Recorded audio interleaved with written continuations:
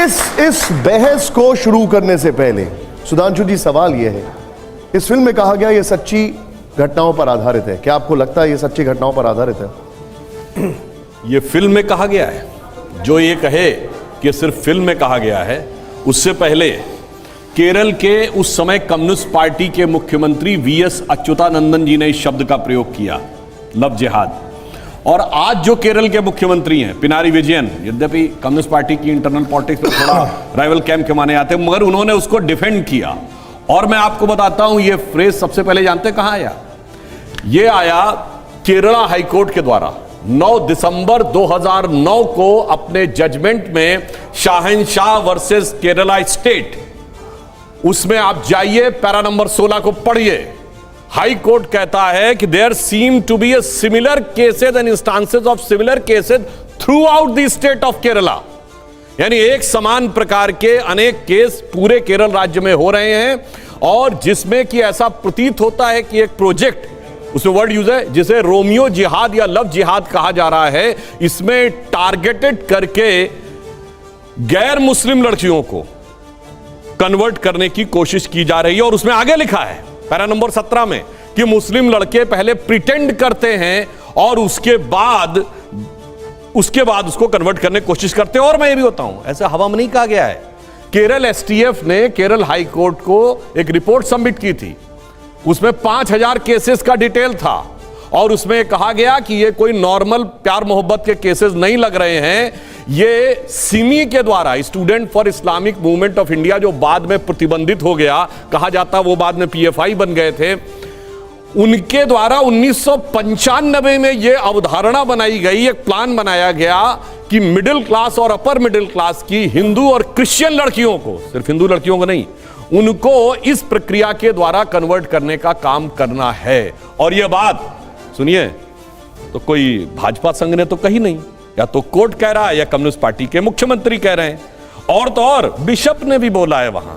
तो मुझे समझ में नहीं आता है, ये फिल्म नजर आ रही है। अरे जनाब, ये फिल्म नहीं, ये तो केरल की वो घनघोर हकीकत है जो वहां की सरकार से लेके कोर्ट तक और पुलिस से लेके वहां के निवासियों तक सबको पता है। दिल्ली में बैठ के किसी को फिल्म लगती होगी। विवेक जी, आपकी सरकार है, ये कह रहे हैं वो हकीकत है, आपकी सरकार वहां पर है, क्या आपको लगता है ये हकीकत है? नहीं, पॉलिटिकल एजेंडा है, संघ का पॉलिटिकल एजेंडा है, डिवाइड एंड रूल, धर्म के आधार पर समाज को बांटिए।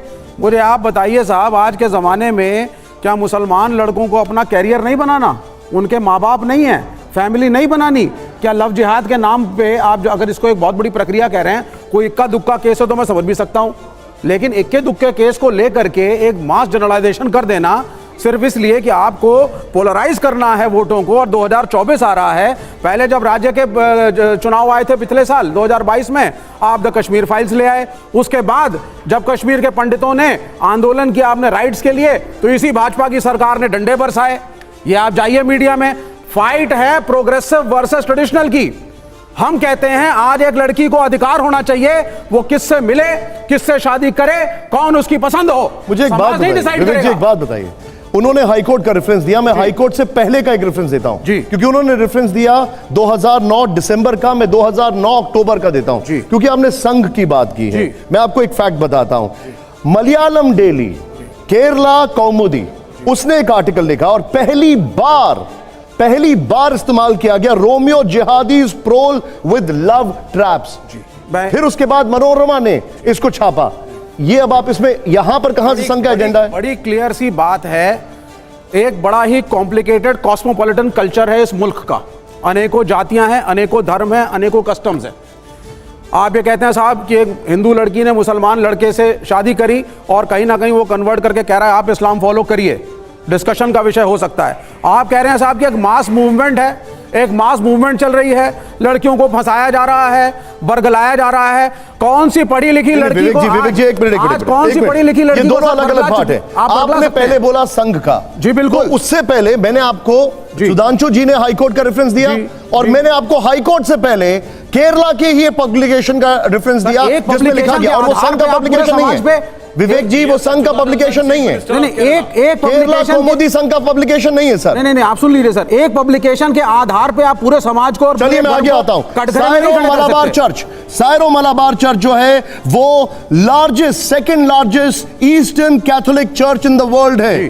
2020 में उसने कहा कि 12 क्रिश्चियन महिलाओं को कन्वर्ट किया गया और लव जिहाद के तहत फिर उनको सीरिया भेजा गया। यह बात उन्होंने खुद प्रधानमंत्री को कही और मैं चर्च का रेफरेंस दे रहा हूं। Syro Malabar church second largest Catholic church in the world, in the world. अब बताइए मुझे, यह संघ का चर्च है। सायरो मलाबार चर्च जो है, पहले आप उसके इतिहास में जाइए कि सायरो मलाबार चर्च है क्या और बना कैसे, और शायद आपको यह भी पता करना चाहिए कि इसकी संघ ने बनवाया था। नहीं, आप सुनिए सर, कि इसकी सिमेट्री है कहां पे, आरएसएस वीएचपी ने बनवाया था, सिमेट्री है या नहीं, ये पहली चीज। जरा तो आप उसमें जाइए, इसके आप सायरो मलाबार के पहले इतिहास में चले जाइएगा कि ये कैसे बना, ये किस वेटिकन से एसोसिएटेड है या नहीं एसोसिएटेड है, और कौन से लोग इसको रन कर रहे हैं। मैं किसी पे उंगली नहीं उठा रहा, मेरा सिर्फ ये कहना है संघ की जो नीतियां हैं वो प्रोग्रेसिव नहीं है। Left means a progressive thought value according to us. संस्कृति जो है वो समय के साथ बदलती है। संघ के हिसाब से सर 10 सेकंड और, संघ के हिसाब से संस्कृति 5000 10,000 साल पहले जो थी वही आज होगी। हम कहते हैं नहीं।